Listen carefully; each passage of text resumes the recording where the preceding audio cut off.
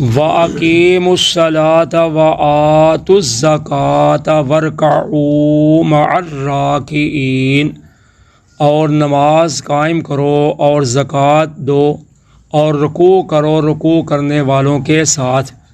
أَتَأْمُرُونَ النَّاسَ بِالْبِرِّ، کیا تم لوگوں کو حکم کرتے ہو نیکی کا، وَتَنْسَوْنَ أَنفُسَکُمْ، اور خود اپنی جانوں کو بھول جاتے ہو، وَأَنْتُمْ تَتْلُونَ الْکِتَابَ، اور تم پڑھتے ہو کتاب، أَفَلَا تَعْقِلُونَ، کیا پس تم سمجھتے نہیں؟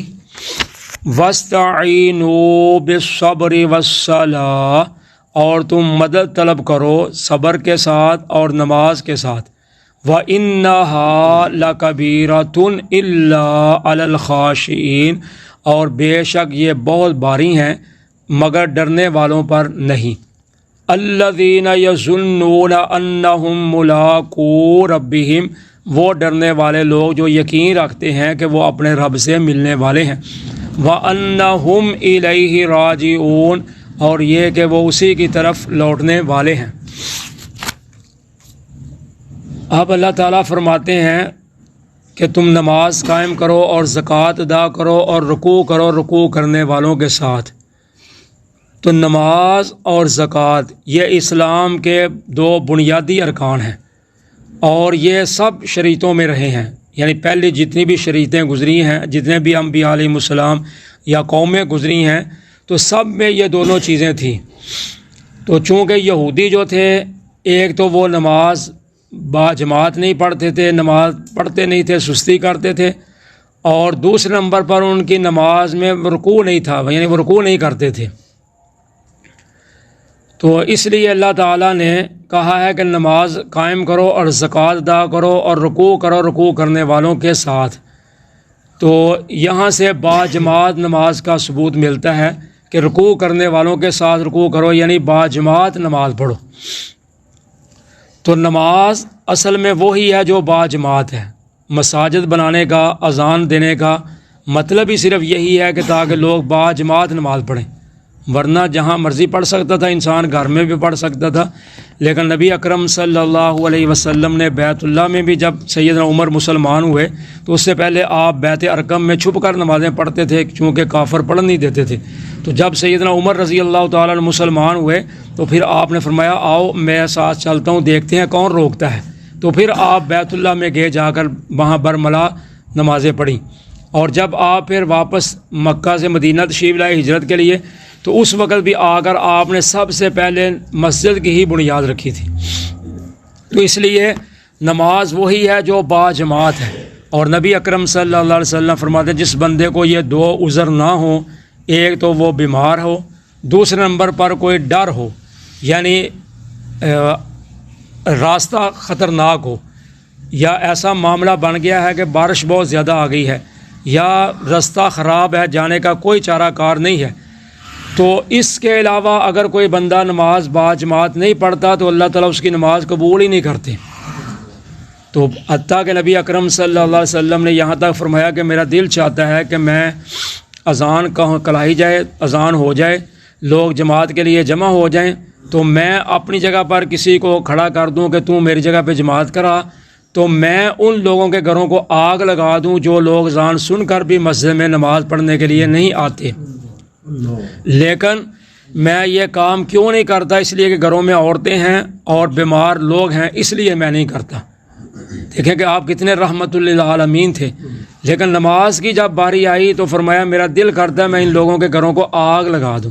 تو آج کتنے مسلمان ہیں جو صرف نام کے ہی مسلمان ہیں، تو وہ نماز پڑھتے ہی نہیں، باجماعت تو بہت دور کی بات ہے، وہ پڑھتے ہی نہیں نماز، تو کہتے ہیں ہم مسلمان ہیں۔ تو اللہ تعالیٰ فرماتے ہیں کہ تم نماز قائم کرو، زکوٰۃ ادا کرو، رکوع کرنے والوں کے ساتھ، یعنی یہ باتیں جو ہیں ان آیات میں جو بیان ہو رہی ہیں، یہ یہودیوں کو بھی اور مسلمانوں کو بھی، قیامت تک آنے والوں کے لیے سب کے لیے مشترک ہیں۔ مخاطب وہ ہیں یہودی، کیونکہ وہ نماز پڑھتے نہیں تھے، سستی کرتے تھے، اور نماز میں رکوع بھی نہیں کرتے تھے۔ تو آگے اللہ تعالیٰ فرماتے ہیں کیا تم لوگوں کو نیکی کا حکم دیتے ہو اور خود اپنی جانوں کو بھول جاتے ہو، اور حالانکہ تم کتاب بھی پڑھتے ہو، تو کیا تم عقل نہیں رکھتے، سمجھ نہیں رکھتے؟ تو یہودی جو تھے نا بڑے بڑے ان کے علماء پادری جو تھے، جو ان کے رشتہ دار مسلمان ہو جاتے تھے، ان کو کہتے تھے بھائی یہی دین سچا ہے، اسلام دین ہی صحیح ہے، تم اسی پر قائم دائم رہو۔ تو آپ وہ خود صرف دنیاوی مفادات کی خاطر وہ مسلمان نہیں ہوتے تھے، پتہ ان کو تھا، لیکن آپ نہیں ہوتے تھے، جو ہو جاتا تھا اس کو کہتے تھے تم ادھر ہی رہو، اسی پہ قائم دائم رہو، یہی دین سچا ہے، تو آپ نہیں ہوتے تھے۔ تو اس لیے اللہ تعالیٰ فرماتے ہیں کیا تم لوگوں کو نیکی کا حکم دیتے ہو اور خود اپنی جانوں کو بھول جاتے ہو؟ تو آج بھی انسان، بعض لوگوں نے تو یہ محاورہ پکڑ لیا ہوا ہے نا، اگر کسی کو کہیں جی نماز پڑھیں تو وہ کہتا تو پڑھتا ہے، یہ کسی کو کہو بھائی یہ کام نہ کرو تو چل بھائی تو آپ کرتا ہے، آپ تو کرتا نہیں مجھے کہتا ہے۔ تو پہلے نمبر پر تو یہ مینا تانا دینا ہی غلط ہے۔ تو دوسرے نمبر پر یہ ہے کہ جو نیکی کی دعوت دے اس کو چاہیے خود آپ بھی عمل کرے، کوشش کرنی چاہیے اس کو پہلے آپ، کیونکہ آپ بندہ نمونہ بنے گا تو آگے کوئی اس کا نمونہ چیک کرے گا نا، اس کے پیچھے چلے گا۔ جیسے نبی اکرم صلی اللہ علیہ وسلم سب سے پہلے آپ کام کرتے تھے، آپ اسوہ بنتے تھے، نمونہ بنتے تھے صحابہ کے لیے، تو پھر صحابہ بھی وہی کام کرتے تھے۔ تو اس لیے کوشش کرنی چاہیے۔ چلیں اگر کسی وقت انسان میں کمی پیشی ہے تو وہ اگر دعوت دیتا ہے کسی کو تو اس کا مطلب یہ نہیں ہے کہ وہ بندہ کہے بھائی تو آپ تو پڑھتا نہیں، چلیں وہ جماعت کے ساتھ نہیں پڑھتا یا ایک دو نہیں پڑھتا، دو تین پڑھ لیتا ہے تو چلو کچھ نہ کچھ تو کرتا ہے نا، تو اگر کہتا ہے بھائی تم بھی نماز پڑھو تو یہ نہیں کہنا چاہیے آپ تو پڑھتا نہیں ہمیں کہتا ہے نماز پڑھو، نہیں، نیکی کی دعوت دینی چاہیے، برائی سے روکنا چاہیے۔ تو جو آپ لوگوں کو نیکی کی دعوت دیتا ہے آپ کرتا نہیں تو اس کی سزا بہت سخت ہے۔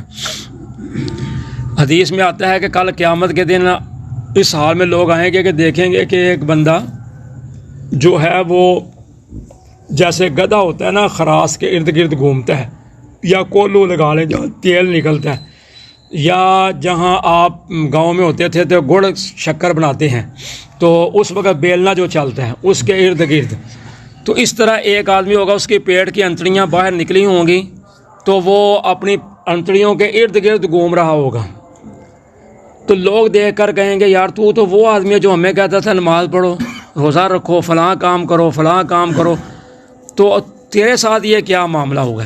تو وہ کہے گا بھائی میں تم کو تو کہتا تھا لیکن آپ خود نہیں کرتا تھا۔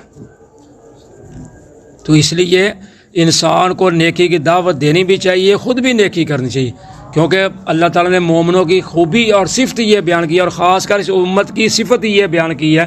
اللہ تعالیٰ فرماتے ہیں ہم نے تم کو سب امتوں سے بہتر امت اس لیے بنایا ہے کہ تم لوگوں کو نیکی کی دعوت دیتے ہو، برائی سے روکتے ہو۔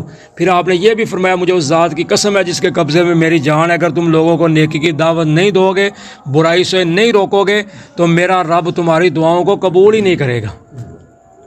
تو اس لیے آپ بھی کریں، لوگوں کو بھی دیں۔ بعض لوگ کہتے ہیں جی بس ٹھیک ہے جی ہم کر رہے ہیں، ہمیں کیا لگے کوئی کرے یا نہ کرے، ہمیں کسی کی سر درد نہیں ہے، جو کرتا ہے کرے، جہاں آپ خود ہی جہنم میں جائے گا ہمیں کیا لگے۔ یہ بھی بات غلط ہے، کیونکہ اللہ نے خود کہا کو انفسکم واہلیکم نارا، کہ ایمان والو اپنے آپ کو بھی بچاؤ تو اپنے اہل و عیال کو بھی بچاؤ۔ جیسے کسی نے لکھا ہوا ہے کہ اگر گھر میں آگ لگ جائے، اللہ نہ کرے، تو بندہ کیا کرے گا؟ مرد اور دونوں میاں بیوی کیا کریں گے؟ سب سے پہلے وہ اپنے بچوں کو پکڑیں گے، یعنی اپنے بچوں کو نکالیں گے، اپنی جان کی پرواہ نہیں کریں گے، سب سے پہلے اپنے بچوں کو باہر پھینکیں گے کہ بچے نہ جل جائیں۔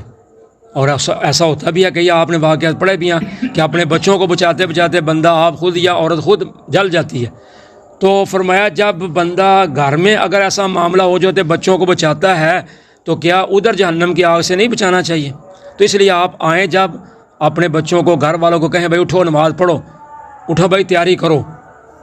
آگے کوئی پڑھتا ہے یا نہیں پڑھتا وہ معاملہ اس کے ساتھ ہے۔ جو چھوٹے ہیں جن پہ آپ کا حکم چلتا ہے، جیسے 7 سال کا ہو تو حکم دے، 10 سال کا ہو تو پھر سختی سے بھی آپ کہہ سکتے ہیں، سختی کے ساتھ کہیں یا پیار سے کہیں، دونوں طریقے اختیار کرنے چاہیے۔ جیسے میں سختی کریں، اگر نہیں تو پھر بستر الگ کر لیں، 2-4 دن بائی کاٹ رکھیں، بول چال بند رکھیں، غصے میں رہیں کہ بھائی میں نہیں آپ کے ساتھ بولتا، تم نماز نہیں پڑھتے، تم یہ کام نہیں کرتے، تم برے کاموں سے نہیں رکتے۔ تو اس طرح کا معاملہ گھر میں پیش کریں۔ تو اگر اس کے باوجود بھی نہیں کوئی پڑھتا تو پھر آپ بری ذمہ ہیں۔ اگر آپ خود آتے ہیں گھر نہیں کہتے تو پھر قیامت کے دن آپ سے پوچھا جائے گا بھائی آپ تو تم پڑھتے تھے تو گھر والوں کو کیوں نہیں حکم دیتے؟ کیونکہ اللہ نے فرمایا وَأْمُرْ أَهْلَكَ بِالصَّلَاةِ وَاسْتَبِرْ عَلَيْهَا، میرے محبوب پیغمبر صلی اللہ علیہ وسلم جی آپ خود بھی نماز پڑھیں، اپنے گھر والوں کو بھی حکم دیں اور اس پر ہمیشگی بھی اختیار کریں۔ تو فرمایا کیا تم لوگوں کو نیکی کا حکم دیتے ہو اور آپ خود بھول جاتے ہو اپنی جانوں کو، اور تم کتاب بھی پڑھتے ہو؟ یہ کہیں بھی نہیں لکھا کتاب میں کہ تم لوگوں کو دعوت دو تو آپ خود نہ کرو، تو کیا تم سمجھ نہیں رکھتے؟ اور فرمایا مدد حاصل کرو صبر کے ساتھ، نماز کے ساتھ۔ تو جب بھی کوئی پریشانی تکلیف آئے تو ایک تو صبر کرنا ہے، دوسرے پر نمبر پر نماز پڑھنی ہے۔ حدیث میں آتا ہے اذا حضبہ امر فاضی الی الصلاۃ، نبی اکرم صلی اللہ علیہ وسلم کو جب بھی کوئی پریشانی آتی آپ فوری طور پر نماز کا اہتمام فرما لیتے، بلکہ آپ سیدنا بلال رضی اللہ تعالیٰ کو کہتے کم ارحنا یا بلال بالصلاۃ، اے بلال کھڑے ہو اٹھ کے اذان پڑھو، ہمیں نماز کے ساتھ سکون دلاؤ۔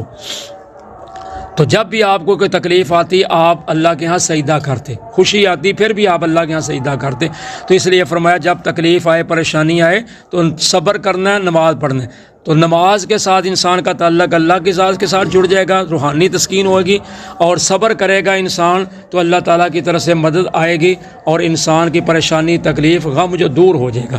تو نبی پاک صلی اللہ علیہ وسلم فرماتے ہیں صبر اس چیز کا نام ہے کہ جب تکلیف آئے تو اس وقت صبر کرے۔ آپ ایک جگہ گزرے، ایک عورت قبر پہ بیٹھ کے رو رہی تھی، تو آپ نے فرمایا اللہ کی بندی کیوں رو رہی ہے؟ ادھر رونا نہیں چاہیے، صبر کرنا چاہیے۔ وہ کہنے لگے چلیں آپ جائیں، آپ کو کیا پتہ، آپ کے ساتھ کوئی معاملہ ہوا ہے ایسا، آپ کیا جانے مجھے کیا تکلیف ہے؟ تو آپ چلے گئے اپنے گھر۔ جب وہ اٹھی اس کے ہوش ٹھکانے آئی، جب رو پیٹ لیا تو اس کو کسی نے بتایا کہ جو آپ کو روک رہے تھے وہ تو نبی پاک صلی اللہ علیہ وسلم تھے۔ اس نے کہا مجھے تو پتہ ہی نہیں چلا، میں تو اتنی اپنی پریشانی میں تھی، مجھے نہیں پتہ چلا کس نے مجھے کہا۔ تو وہ فوری آپ کے گھر پہنچی تو اسی وقت جا کر کہنے لگی حضور مجھے پتہ نہیں چلا کہ آپ تھے، تو مجھ سے گستاخی بے ادبی ہو گئی ہے، مجھے تو پتہ ہی نہیں چلا تھا، میں تو پریشان۔ تو اور میں کوئی بات نہیں، لیکن اصل بات یہی ہے کہ صبر عند الصدمۃ الاولیٰ، صبر اس چیز کا نام ہے جب تکلیف آئے تو اس وقت صبر کریں۔ اگر رو پیٹ کر آہوزاری کر کے صبر کرنا تو یہ صبر نہیں ہے، پھر تو کرنا ہی کرنا ہے۔ صبر اس چیز کا نام ہے جب تکلیف آئے تو کہ انا للہ و انا الیہ راجعون، اللہ کی رضا۔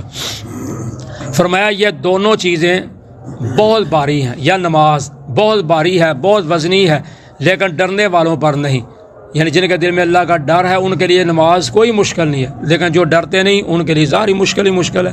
تو اللہ تعالیٰ فرماتے ہیں ڈرنے والے لوگ کون ہیں؟ جو یقین رکھتے ہیں کہ ہم نے اپنے رب سے ملنا ہے، جن کا آخرت پہ یقین ہے وہ نماز پڑھیں گے، جن کا آخرت پر یقین ہی نہیں انہوں نے پڑھنی ہی نہیں۔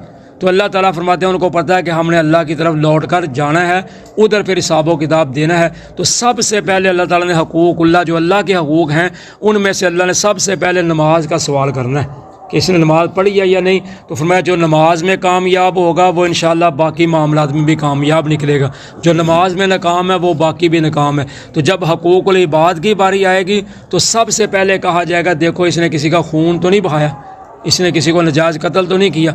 تو اس لیے قرآن اور سنت پر دونوں پر آپ بھی عمل کرنا چاہیے اور لوگوں کو بھی آگے دعوت دینی چاہیے۔ جزاکم اللہ خیرہ۔